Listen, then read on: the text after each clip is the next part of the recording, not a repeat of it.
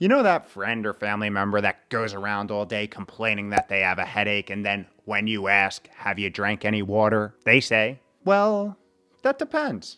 Does a triple espresso, vanilla bean, frappe, latte, frappuccino count? Next time that happens, you point them to this video. Because not only can a little agua help with our 5-pound mushy membrane function, but there's a greater than zero chance that one's hydration status may be affecting how fast or slow they age. Side note, please tell me that drink doesn't exist. Although I have a funny feeling it probably does. Yo, what is up? Welcome back to another week of How to Health. My name is Kevin. I run liftandbalance.com, where we take aim at all things health and longevity and do it in an odd, weird, interesting, and highly sarcastic manner. Today, we are talking about why one of the most simple and effective things that you can do to keep your biological business operating efficiently and open for business longer is drinking up. And I want to be specific because I know that can get misinterpreted. We're talking the raw, unsweetened, and commercialized Bobby Boucher approved H2O. Tell him, Bobby. And that's what I call high quality H2O. Oh! Don't make me get Farmer Fran out here. Funny thing is, even though drinking water is one of the innate evolutionary functions pre-programmed into our biological wiring, we've become scary good at avoiding it. And as you don't have to imagine, because you can just take a glance at the rising prevalence of disease across the world and correlate it with the oh-so-similar rise in chronic dehydration, this strategy, albeit not the only factor, isn't panning out too well. Now, this decline in vitality has often been attributed to the gluttony and slothiness of modern day society. But to be fair, there's never been great data showcasing hydration's potential role at this party. Until now. So we'll start with a nice cool refresher on what exactly hydration is, then explore this new data highlighting hydration's role in aging and disease, and finally, finish up, as always, with tactical ways to improve your hydration status, and thus your odds, likelihood, and probability of health and longevity. So now's a good time to pause your video, fill up your bottle, and get ready to see how many times you could go to the bathroom in a day. Huh?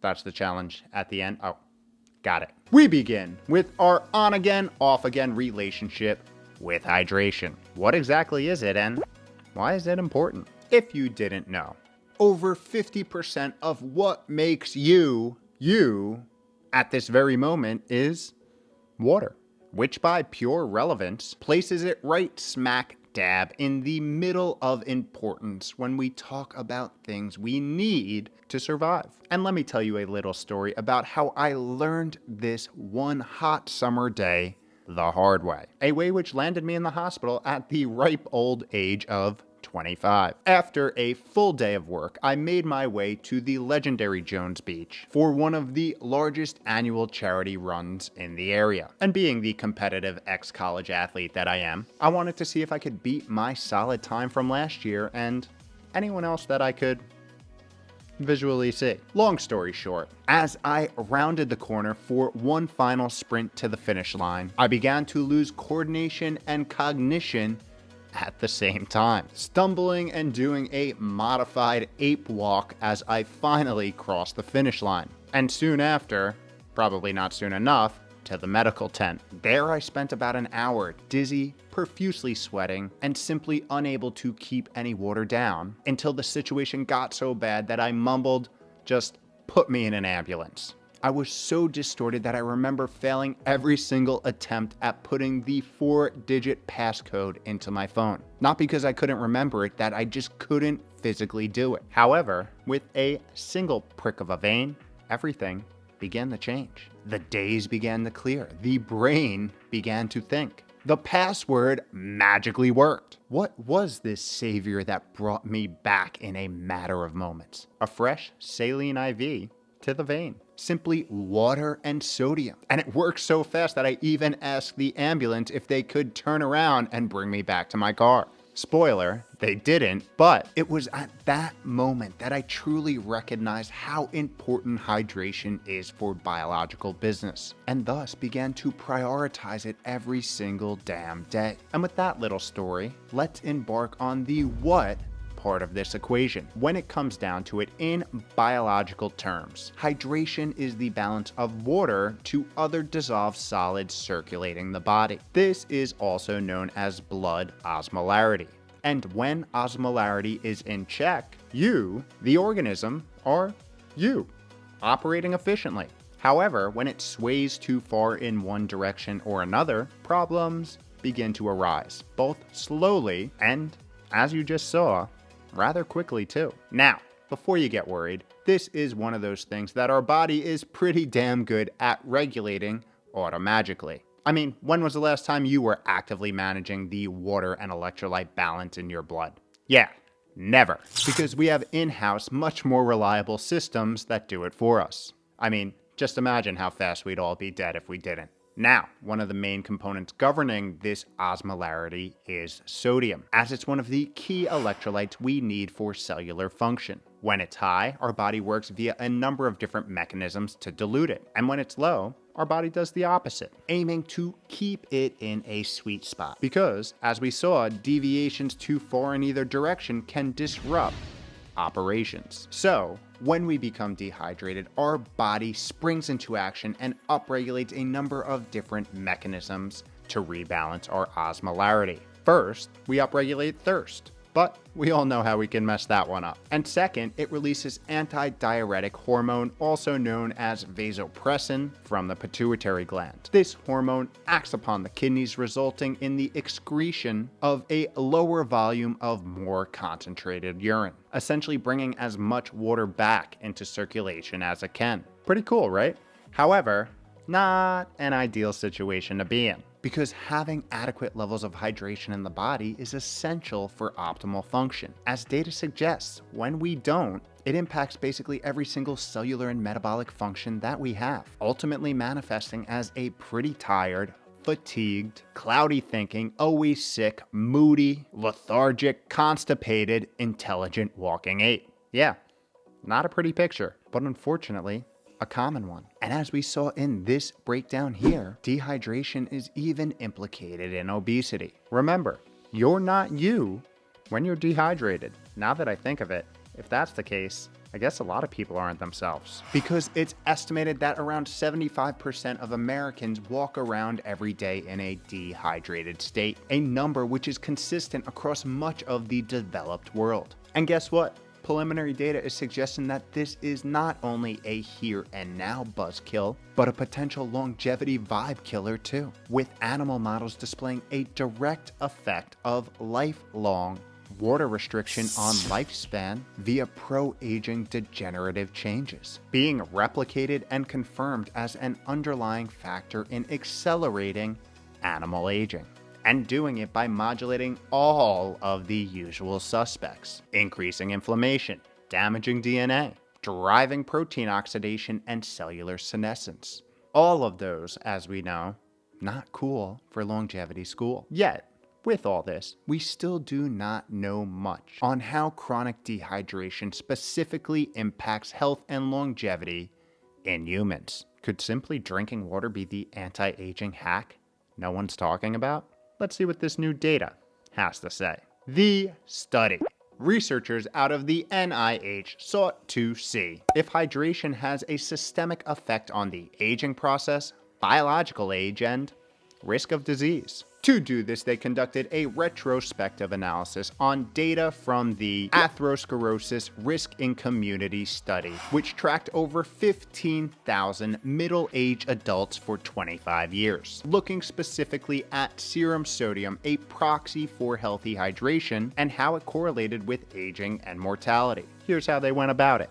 First, they performed a retrospective look at serum sodium levels for participants over the course of 25 years. Then, to assess the speed of aging, they used 3 indicators of a fast aging process. 2 were age-related, chronic disease and all-cause mortality, and the third was biological age, assessed through 15 markers, including systolic blood pressure, cholesterol, blood sugar, hemoglobin A1C, uric acid, C-reactive protein, and respiratory force expiratory volume, to name a few. Now, what you may have noticed, especially if you've watched any of our other previous biological aging videos, there was no epigenetic analysis or biological aging clock used, which is currently at the leading edge when it comes to biological age analysis. So take that for what you will. In addition to the analysis, researchers also adjusted for factors like age, race, biological sex, smoking status, and hypertension in an effort to isolate those primary outcomes as best they could.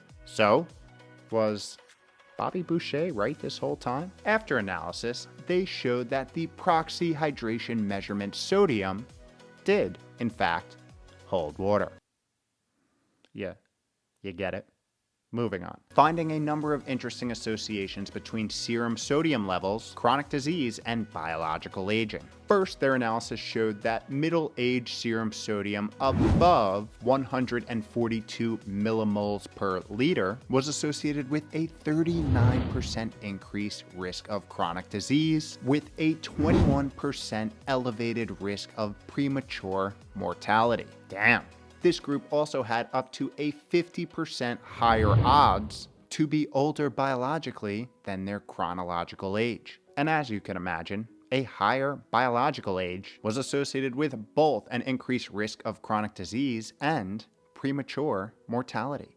All of this, so far, not cool for biological school. Here's where things get a little more interesting. Research displayed that both extremes were kind of equally shitty when compared to the 137 to 142 millimoles per liter group. Participants who had a serum sodium of 135 to 136.5 had a 71% increased risk of all-cause mortality, while participants in the 144 to 146 range had an increased risk of premature mortality by 21%, with researchers noting that the low-end risk increase is consistent with previous reports, highlighting increased mortality and cardiovascular incidents attributed to the byproduct of electrolyte dysregulation. Pretty interesting. Adding to that, another interesting observation was that when chronological age was used as a predictor variable, there were no differences in survival curves among the 4 sodium ranges. However, when biological age was used, it was able to predict future